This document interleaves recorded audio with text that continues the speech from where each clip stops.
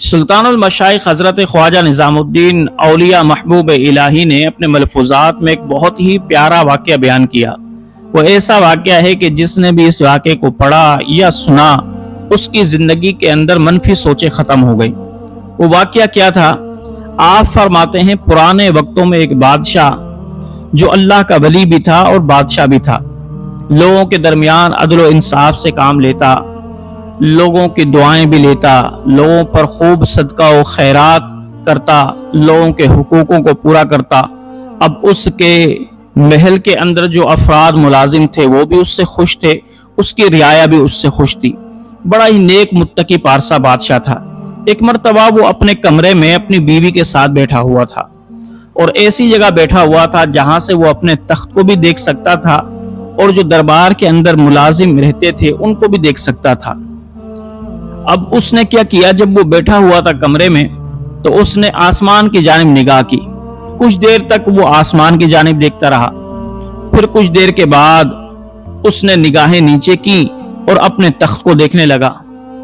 तख्त को देखने के बाद उसने निगाहों को फेरा, फिर अपनी बीवी को देखा। बीवी को देखने के बाद दोबारा तख्त को देखा। जैसे ही तख्त को देखा तो ज़ारो कतार रोने लग गया। बीवी ने जब ये हाल देखा तो अपने शोहर नामदार से पूछा कि बादशाह सलामत, आप क्यों रोए हो, क्या वजह है? तो बादशाह कहने लगा, ये अल्लाह की बंदी, ये वजह ना पूछ, इस रोने में बड़ी ही हिकमत है, तू ना पूछ। लेकिन औरत तो औरत होती है, उसकी फितरत को कौन बदल सकता है? उसके दिमाग के अंदर शक का कीड़ा बैठ गया। वो कहने लगी, नहीं, मुझे बताओ तुम रोए क्यों हो, किस वजह से रोए हो? शायद कि मैं तुम्हारे दुख को, तुम्हारे तकलीफ को खत्म कर सकूं। अगर कोई ऐसी बात है तो मैं उसकी वजाहत कर सकूं। बादशाह ने कहा कि अल्लाह की बंदी, ना पूछो मुझसे, ये बड़ी ही राज की बात है। लेकिन बीवी जो है वो डट गई।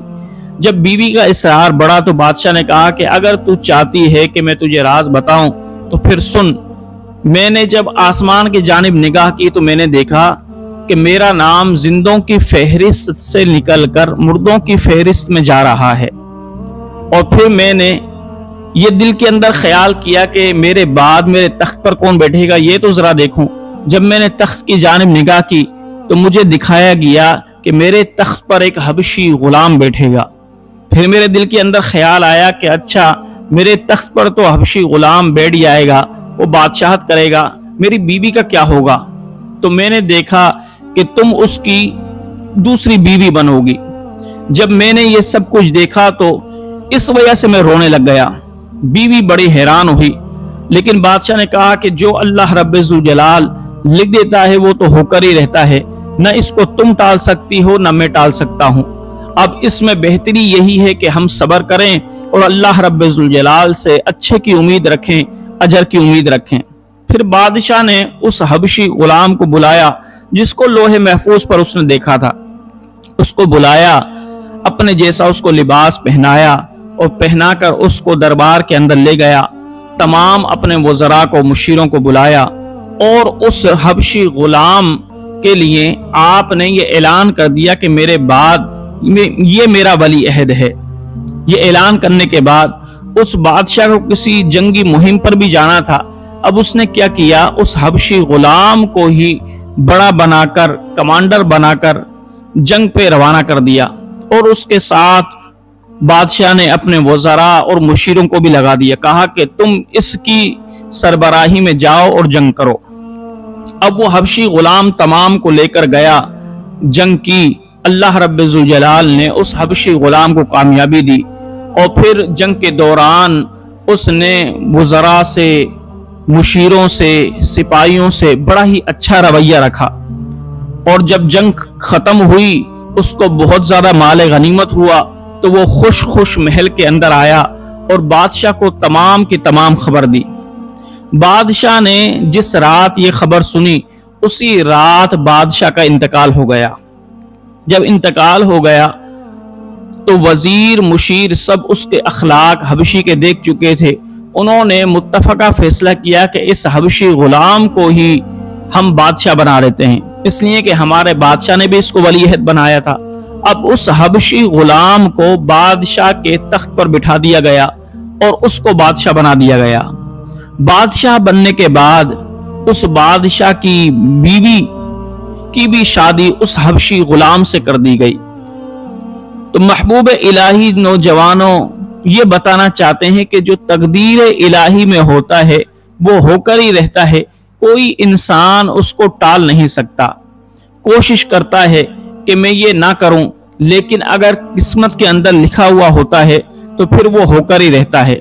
बाज़ दफा हम भी कोई काम करते हैं और ये कोशिश करते हैं कि ये काम तकमील पजीर हो जाए, लेकिन वो नसीब के अंदर, किस्मत के अंदर लिखा हुआ नहीं होता तो वो कभी भी तकमील पजीर नहीं होता।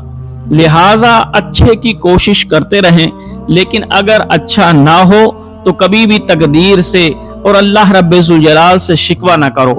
क्यों? इसलिए कि अगर तुम शिकवा करोगे तो फिर अल्लाह रब्बुल जलाल तुम्हारे कामों के अंदर से बरकतों को खत्म कर देगा और जो काम तुम्हारे हैं उनके अंदर भी बेबरकती आ जाएगी। इसलिए अल्लाह रब्बुल जलाल की बारगाह में जब भी कोई काम करो या दुनिया भी कोई काम करो और फिर वो पूरा ना हो तो समझ जाओ इसके अंदर भी हमारी बेहतरी है। जैसे बाज मर्तबा हम कोई दुआ करते हैं कि अल्लाह मेरी ये दुआ कबूल कर, लेकिन हम दुआ करते रहते हैं, वो दुआ कबूल नहीं होती। हम ये समझते हैं शायद अल्लाह हमसे नाराज है इसलिए हमारी दुआ को कबूल नहीं कर रहा, लेकिन किस्मत के अंदर यही लिखा होता है कि इसकी ये दुआ कबूल नहीं होगी। इसी तरीके से हम कोई दुनियावी काम कर रहे होते हैं, उस दुनियावी काम के अंदर हम ये सोचते हैं कि ये काम इस तरीके से हो जाए, लेकिन वो उस तरीके से नहीं होता बल्कि दूसरे तरीके से वो काम होता है और फिर हम सोच में पड़ जाते हैं। लेकिन याद रखिएगा, जब भी कोई ऐसी मुश्किल आ जाए कि आपकी अकल के खिलाफ कोई काम हो तो आप ये समझ लें कि इसमें ही हमारी बेहतरी होगी, इसमें ही हमारी भलाई होगी। तो अल्लाह रब्बुल जलाल हमें तकदीर पर ईमान रखने की तौफीक अता फरमाए और अल्लाह रब्बुल जलाल के हर मुआमले में हमें सब्र अता फरमाए और अल्लाह रब्बुल जलाल की रज़ा में राज़ी रहने की तौफीक अता फरमाए।